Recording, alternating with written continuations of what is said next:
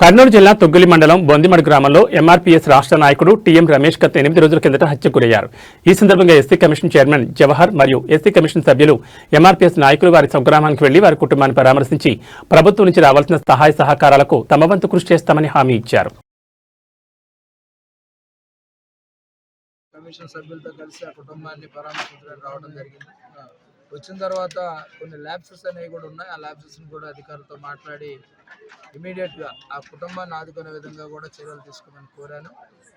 అదేవిధంగా కలెక్టర్ గారిని, ఎస్పీ గారిని కూడా వచ్చి ఆ కుటుంబానికి భరోసాని, భద్రతని కూడా ఇవ్వాలని ఆదేశించడం జరుగుతూ ఉంది.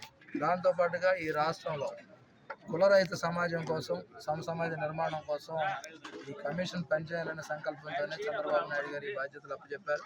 ఖచ్చితంగా ఆ వైపుగా ప్రయాణం చేయడానికి శక్తివంచన లేకుండా పనిచేయడం, ఈ రాష్ట్రంలో అట్రాసిటీస్ అనేది జీరో అట్రాసిటీస్ అయ్యే విధంగా కూడా కమిషన్ కృషి చేయడానికి ప్రయత్నం చేస్తామని, దాంతోపాటుగా ఈ రాష్ట్రంలో దళితులకు విద్య ద్వారా, అభివృద్ధి ద్వారా, సంక్షేమం ద్వారా మాత్రమే మెరుగైనటువంటి జీవన విధానం వస్తుంది. ఆ జీవన విధానంతోనే ఈ అట్రాసిటీని కూడా అరికట్టేటటువంటి అవకాశం కూడా ఉంది ఈ గ్రామాల్లోనే. ఎందుకంటే పట్టణాల్లో చాలా తక్కువగా ఉన్నాయి అట్రాసిటీస్ అనేవి, ఎక్కడా కూడా జరగట్లేదు.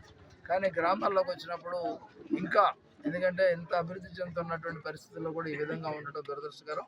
దీన్ని రూపుమాపడానికి స్వచ్ఛంద సంస్థలు, అదేవిధంగా దళిత సంఘాలన్నీ కూడా పనిచేయాలి. దాంతోపాటుగా అధికారులు కూడా ప్రతి నెల సివిల్ రైట్స్ డే కానీ, అదేవిధంగా ఇతర కమిటీల ద్వారా అన్నిటి ద్వారా కూడా తరోగా చేయాల్సినటువంటి పరిస్థితి ఉంది. దాంతోపాటు ఓరియంటేషన్, ఎందుకంటే యువతకి, ఎందుకంటే దళితులకే కాకుండా అగ్రవర్ణాలకి, ఇతర వర్ణాలకు కూడా ఓరియంటేషన్ చేసి